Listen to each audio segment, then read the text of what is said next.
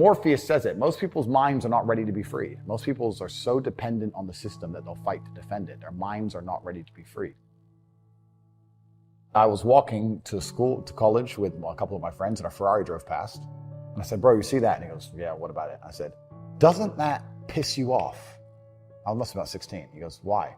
So this dude has 400 G's for a car, 400 grand. I'm walking 4 miles to college because my mom hasn't got any car. He has 400 grand. Do you think he works a job? Do you think he's fucking behind a counter somewhere? He knows something about the world that I don't know. And they were like, well, he's rich. I'm like, yeah, I know. I didn't say he wasn't rich, dummy. I'm saying he knows something about the world I don't know.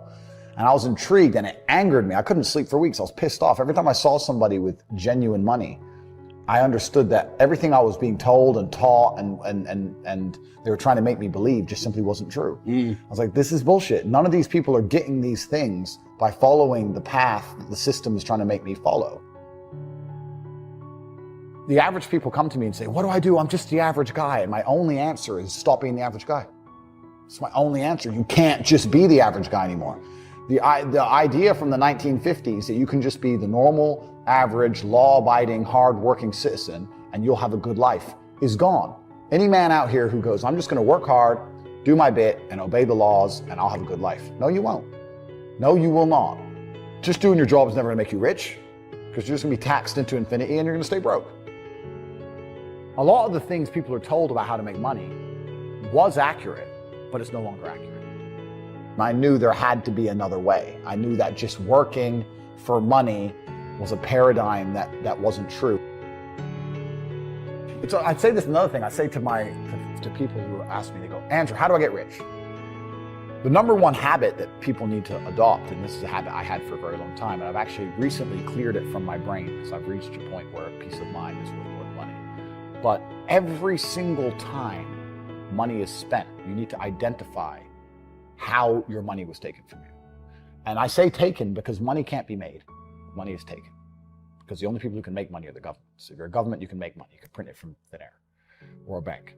But if you're a person, you're not making money. You're convincing other people to give it to you. You're taking money from others. So every single time you spend money on anything, you need to identify how it was taken from you. When you go and buy a coffee, don't just go buy the coffee and sit down. Sit and say, why did I buy this coffee? Okay, I really want coffee. Yeah.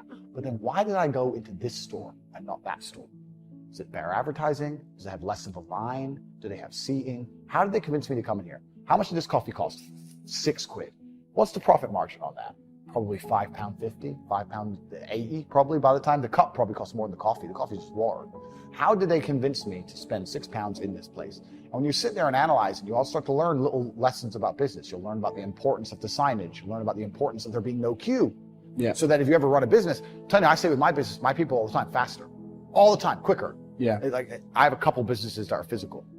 I'm like, I don't want to see a line. I don't want it to see empty because it looks bad.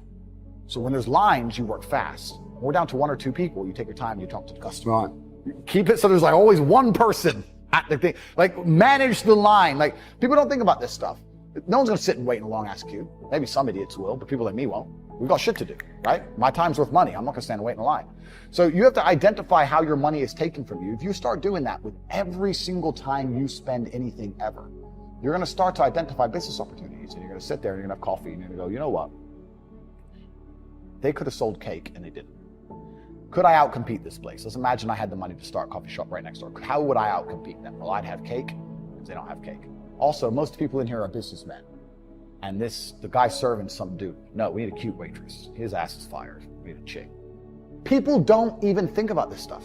They don't use their brain ever. They don't ever look around and realize how they're spending their money. They don't look around and look at which businesses are successful. They don't look around and pay attention to anything. They don't look at the world and all the things that are happening and how it can benefit them. None of it. They don't look at any of it. Identify the reason why you don't have as much money as you want so far, and there's one of 3 reasons. You are either lazy, stupid, or arrogant. There's the only 3 reasons anyone's. Lazy is actually quite a small contingent, because I think a lot of people get out here and they work very hard to a degree. Like even if you're a trash man, that's still work. You're working hard, you're just not making any money. And also I think if you could show somebody how to make money, a lot of people would do it. I don't think they're that lazy. If you say, look, press this button for money, they're not gonna go, no, I can't be bothered. They're gonna go, all right, okay. They're just lazy to find out how, perhaps. Yeah. But once they know how, they'll do it. Stupid, I think, is also a very small percentage. I think that stupid is a small percentage because I don't think that IQ, in fact, it's been proven, IQ has nothing to do with how successful you are. Very smart people are broke, very dumb people are rich. So I don't think that stupid is the reason people aren't rich. The reason 98% of people aren't rich is because they're arrogant. They're brutally arrogant. And I say that because you will stand up and say, I'm going to do an event and I'm going to teach you how to make money from real estate. And people will look at you with all your success and go, what does he know? Fuck him. Not worth my time. You're the millionaire. They ain't. I'll sit here and say, I'll give you free tips on how to make money online. $100 millions, go to Reupload.com, sign up, get a free email newsletter. Yeah, you know, I saw him on TikTok. He's full of shit. How arrogant, genuinely arrogant in your soul must you be as an individual to look at people who are massively successful with all the credentials and all the proof, for all the things they talk about, and believe for some reason you're too good to listen to them. Yeah. That's just arrogance. If Mike Tyson walked in here and said he's going to teach me how to punch, even though I'm already a kickboxing world champion, I'd listen. It's Mike Tyson. If Beethoven walked in, he resurrected, and walked in and said he's going to teach me piano, I'd listen. Yeah. But if I sit there and say, look, this is how you make money, there's a large contingent of people out here who go, yeah, but you know what, Tate, I don't like him. I didn't ask you to like me. I'm telling you how to make money. Yeah. Like, they're just arrogant. People are brutally arrogant, and it holds them back. They refuse to fucking learn or listen to anything. And they're dummies. A bunch of fucking dummies. And arrogance is the reason 98% of people don't have any money. That's why. They're just fucking arrogant and stupid. I don't want to be a negative person, because I'm not. But to a degree, I think the universe is very giving. And I've yet to experience in my 36 years a man or a woman who genuinely tries their very best and genuinely dedicates themselves to something and is genuinely motivated to make sure they're the best version of themselves, who doesn't get what they want. Yeah. I've never seen it. I've never seen someone go, I spend all of my time doing what I'm supposed to do. I do not waste any of my time. I dedicate myself. I'm good to people. I'm honest. I'm hardworking. I'm there on time. Every time I've got a meeting, I've got a firm handshake. I don't snake anybody. God likes me. I work hard. I'm not an evil person, and I work really, really hard. Who doesn't have everything they want? Everyone can have anything they want. I really believe the universe will give anyone anything they want if they actually fucking want it. And yes, the cycle of precipitation, right? So a cloud comes, it rains, it falls down to the ground, it goes under the ground, whatever, goes into a stream, it moves into the stream, goes to the ocean, evaporates again up to a cloud, floats somewhere else, falls down again. It's always moving. That's how money is. People think that money is in these large, stagnant pools hidden in people's bank accounts. That's not really true. Money is constantly moving all the time. And if you can find a way to get in between it and stand in the right place at the right time, you're gonna get wet. Just even being around people with money, it's just a good place to be.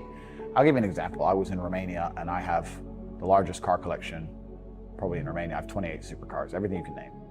And I went to a town called Cluj-Napoca. It's on the border of Hungary. And I drove there in my Chiron and I parked up and a kid came up and he said, hey, can I take some photos of your car? I have a car spotting page. I was like, yeah, whatever, cool. And he goes, yeah, okay, I'll just be a few minutes to this. So he took a bunch of photos and he come up to me and goes, hey, do you want the photos? And I was like, not really, I've already have photos. And he goes, oh yeah, okay. Well, if you want them, here's my email address. And I said to him, why do you do this? Like, you spend all day standing around taking photos of other people's cars. Is that not a waste of time? I thought it was a waste of time, but I was wrong. He goes, oh, well, I skipped school and I skipped college because I knew if I take pictures of expensive cars and email them to people, I'll have email addresses of the richest people in Romania. I was like, you're clever. I ended up hiring him. He works for me now. Yeah. I was like, I like you. He got himself a full-time job that day. So he understood, be near the money. I have no money. Money's over there. Well, let me get closer to it. Like, no point staying over here on my fucking own. Let me at least get closer to it. That was a 17-year-old kid. Now he's making 10 grand a month in Romania from me. So like, at least being closer to it. So that you're right. People should, even if they haven't got a penny in the world, should be going to these meetings about real estate, about investing, that especially if it's cheap, they should go. Just meet other people who at least have money. Have conversations about money. Talk about it. How are you going to get what you don't talk about? One of the major things Shove taught me when I met him, he said, poor thinking habits keeps most people poor. Not poor working habits. Most people work hard, but they don't think hard. And Shove taught me that the mind is like a factory, a mental factory. And whatever you think about all day long pours ingredients into this mental factory. And that's what builds the economic, social, financial fabric of your life. He quoted me a Bible phrase that says, "As you think, so you become." How awesome. When he talked about poor thinking habits, he had me. I used to start the day reading the morning newspaper. I mean, you can believe that or not. I'd get a cup of coffee and read the paper. I'd load up on wars and riots and murders and stabbings and killings and bank robberies and muggings and car wrecks and tragedies.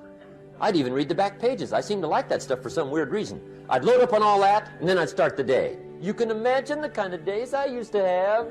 You walk around on your financial knees. They call you economic peewee. The guy says, "I want to be a great leader." Wonderful. The first thing we do is follow him to his house. When we get there, we walk in and check his library, number one. Somebody says, "Well, why check his library?" The reason is because what a man reads pours massive ingredients into his mental factory, and the fabric of his life is built from those ingredients. You would not believe what some people have got in their house to read. You would not believe. One of the best dressed up words I know for a lot of it is trash. Can you imagine dumping a barrel of trash into this mental factory every day and coming out with a rich, dynamic, positive life? It can't be done. You might as well try making a cake with cement. The kids back in Danbury, Connecticut, they're asking me questions one day. I'm talking to the kids. Kids got good questions these days. One of them said to me, "Mr. Rohn, how do you build the good life?" I said, "It's simple. It's not easy, but it's simple.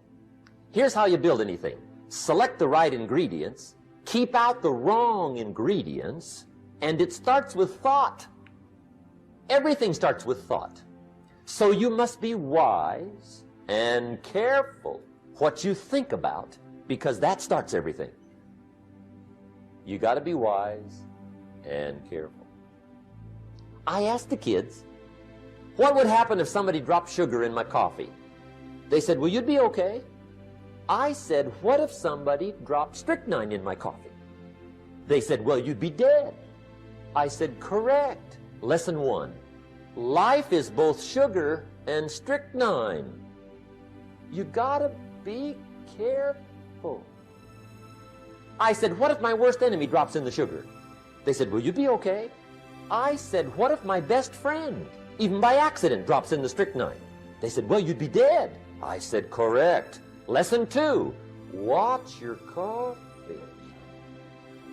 You got to be careful. See, it doesn't matter who hands you the bad stuff. It doesn't matter where you get the bad stuff. It'll still do its damage on your bank account, wherever you get it. Mr. Schoaf gave me one of the greatest phrases when I first met him, when he said, "Jim, every day stand guard at the door of your mind." How important. Stand guard at the door of your mind. And you decide what goes into your mental factory. Don't let anybody just dump anything they want to in your mental factory, because you've got to live with the result.